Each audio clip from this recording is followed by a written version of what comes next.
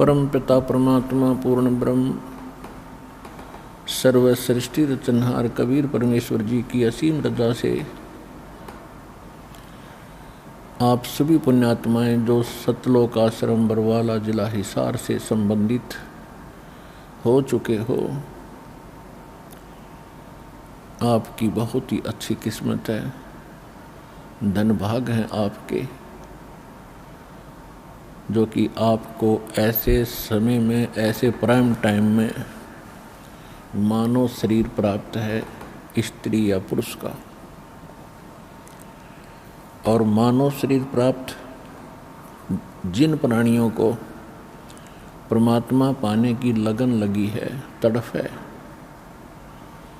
वो बहुत ही अच्छी किस्मत के प्राणी हैं। उनसे भी अच्छी किस्मत उन प्राणियों की होगी जो सतलोक आश्रम बरवाला जिला हिसार से जुड़कर इस दास से दीक्षा प्राप्त कर लेंगे। आप उन्हीं पुण्यात्माओं में से हैं। आपके ऊपर परमात्मा ने रहम करने में कोई कसर नहीं छोड़ी। परमात्मा कहते हैं 100 छल छिद्र मैं करूं अपने जन के काज।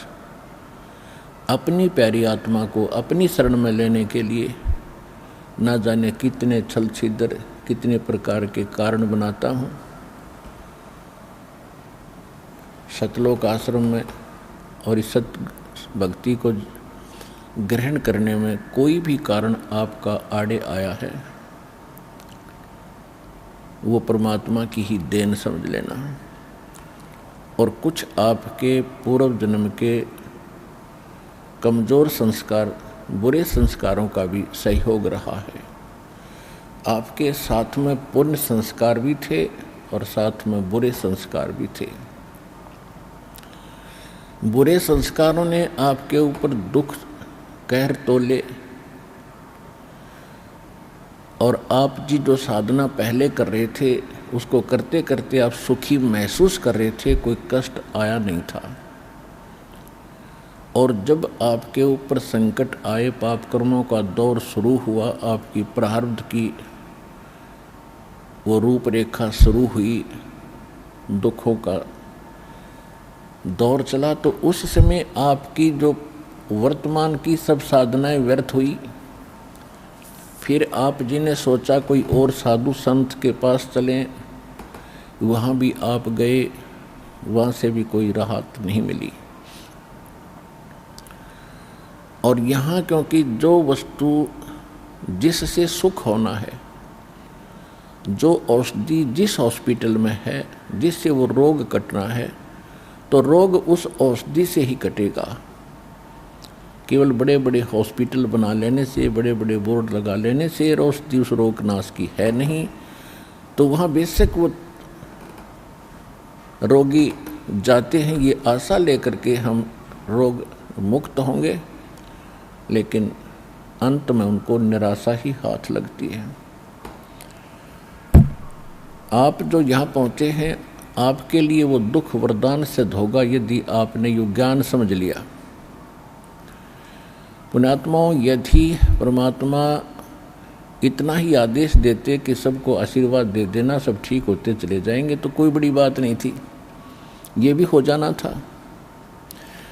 लेकिन उन्होंने ये कहा है कि पहले हमें पहचानो, समझो, और हम क्या उद्देश्य लेकर के आपको दीक्षा दे रहे हैं इसको भी गहराई से जानो। और जिस दिन आपकी ये दृढ़ आस्था हो जाएगी कि कबीर इज गॉड, उस दिन देखना आपके घर में कितने सुख शुरू होंगे। पल पल में परमात्मा की मेहर दिखाई देगी। परमेश्वर ने स्पष्ट भी किया है, जब आप परमात्मा का भोग लगता है वाणी को, उस समय एक शब्द आता है कि मोकू का खोजा रे बंदे, ढूंढा रे बंदे, मैं तो तेरे पास में। मैं ना मंदिर में, ना मस्जिद में, ना किसी काशी कैलाश में। अंत में भगवान कह देते हैं कि यदि तुझे विश्वास हो गया कि मैं परमात्मा हूँ, तो उस दिन समझ लेना मैं तेरे पास हो गया। मैं तो विश्वास के अंदर हूँ। और विश्वास कबीर साहब पे ये काल होने नहीं देता कि कबीर वो दानक जुलाहा जो काशी में रहता था वो भगवान, वो परमात्मा और सबका रचनहार है।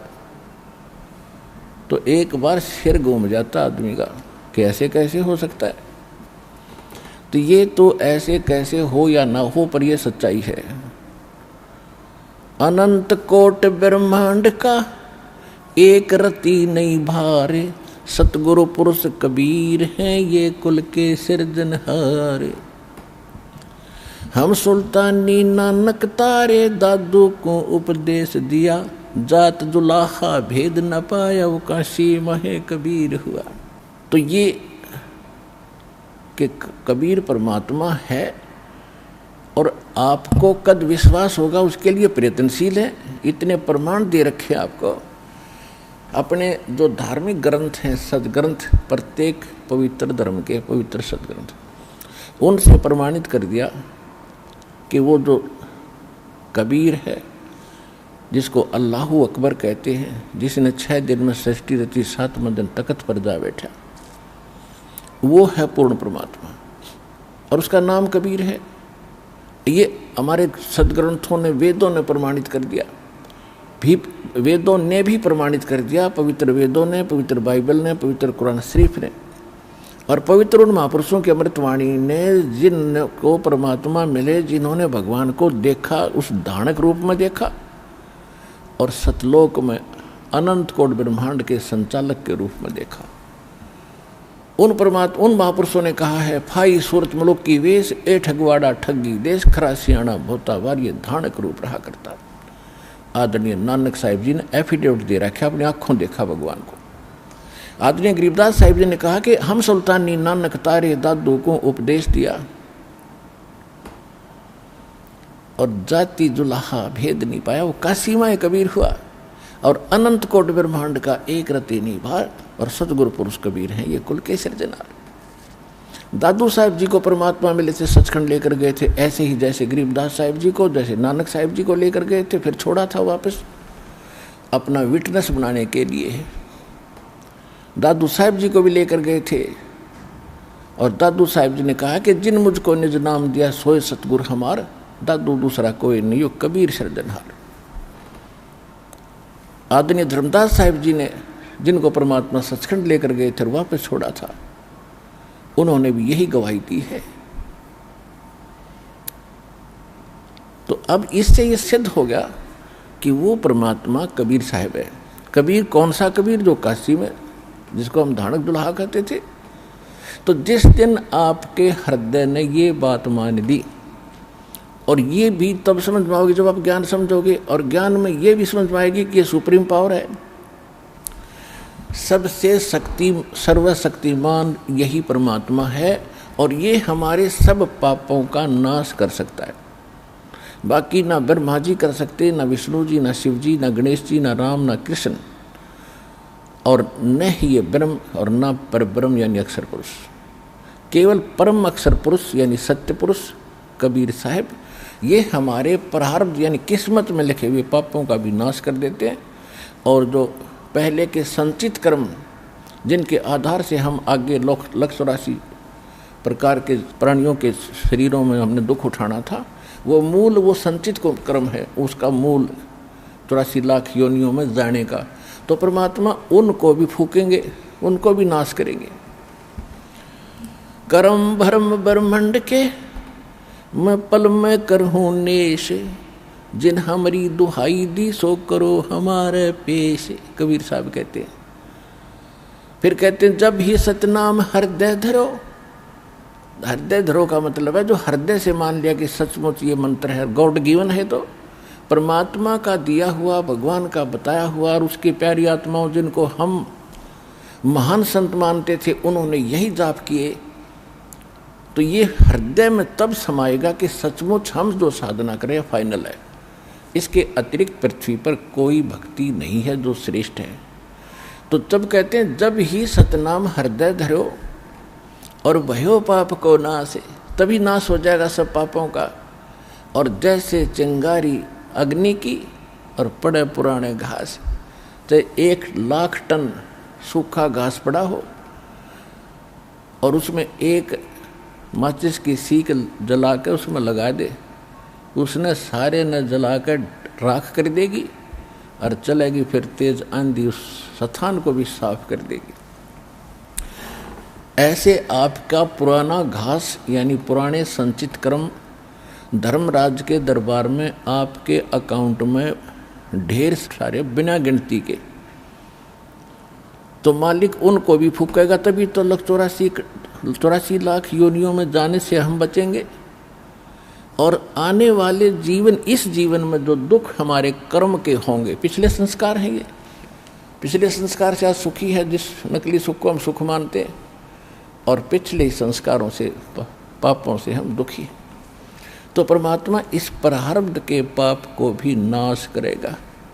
तो तभी हम इसलिए भगवान की खोज करते थे कि हम पर कोई आपत्ति ना आवे और हमारे बच्चे भी सुखी रहें, हम भी सुखी रहें, ठीक ठाक अपना जीवन निर्वाह करें और भक्ति जरूर करें। तो पहले तो हम केवल कहीं जाते थे तो उद्देश्य ये होता था बिजनेस में अच्छा लाभ हो, बच्चे सुखी हों, बस दैट्स ऑल।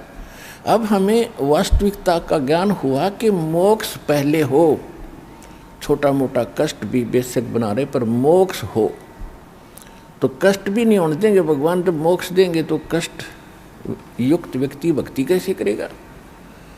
और घना सुखी हो गया तो भी भक्ति नहीं करता, ये भी परमात्मा ने खूब मालूम है, वो बालक नहीं है। तो परमात्मा कहते हैं कि जिस समय आप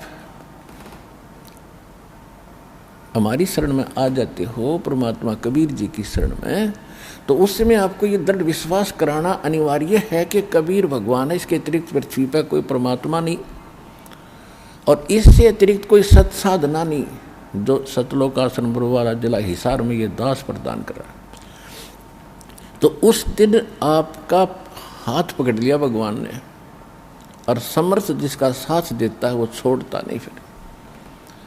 तो सबसे पहले आपने परमात्मा पर विश्वास दृढ़ करना पड़ेगा। कुछ भगत तो ऐसे आते हैं, टीवी किसी ने बता दिया कि उस टीवी में देखो बड़े लोग सुखी हो रहे हैं, और वो एक बार देखते ही भाग लेते हैं, बस हम तो ठीक होने जा रहे हैं। इस उद्देश्य से यहाँ आने की कतई आवश्यकता नहीं कि हम ठीक होने जा रहे हैं। उसके साथ साथ इंटरव्यू जो भक्तों के अनुभव आते हैं, उसके साथ साथ ज्ञान भी बहुत बताते हैं, उस पर भी ध्यान देना चाहिए आप जी ने कि हम उद्देश्य क्या ले रहे हैं ये सुख देने का। तो सबसे पहले यहाँ आने वाले भक्त को ये जान लेना चाहिए कि हम मोक्ष देते हैं, हमारा ठेका मोक्ष देने का है। यहाँ पर हमारा मूल जो काम है, आपको जन्म जन्म असंख्य जन्मों के संकट से, इस दीर्घ रोग से, जन्म और मृत्यु के रोग से छुटवाने का हमारा मूल काम है। बाकी रही जो कष्ट हैं आप पर, ये भी निवारण करने पड़ेंगे जब आपसे भक्ति करानी है भगवान ने। तो संकट में भक्ति हो नहीं सकती, लेकिन थोड़ा बहुत संकट भगवान जान कर रखते हैं, क्योंकि सुखी होते ही जीव भगवान बोलता है। ये ऐसी बुरी आदत है हमारी। तो परमात्मा क्या बताना चाहते हैं कि जब ही सतनाम हृदय धरो और भयो पाप को नासे, जैसे चिंगारी अग्नि की बाई पड़े पुराने घासे। आपके संचित कर्म समाप्त होंगे, और फिर जब संचित कर्म यानी पाप कर्म आपके हृदय में बेचैनी पैदा किए रखते हैं, और जब इस मंत्र के जाप से, आशीर्वाद से, धर्म कर्म जो आपको बताए जाते हैं, सब से मिलकर ही वो नॉर्मल होंगे। जैसे कपड़ा ज़्यादा मैला हो जाता है, तो उस ज़्यादा मैला है तो कुछ तो इतना ही मैल होता है। जैसे कई भक्त ये सोचते हैं कि एक भक्त कह रहा था मैं यहाँ आया, आते ठीक हो गया। दूसरा कह रहा था मैं तीसरी बार में मुझे राहत मिल गई, ये कहता मैं 6 बार आ लिया, मुझे राहत मिल नहीं रही। ये उसकी भूल और अज्ञानता है। जैसे किसी का कपड़ा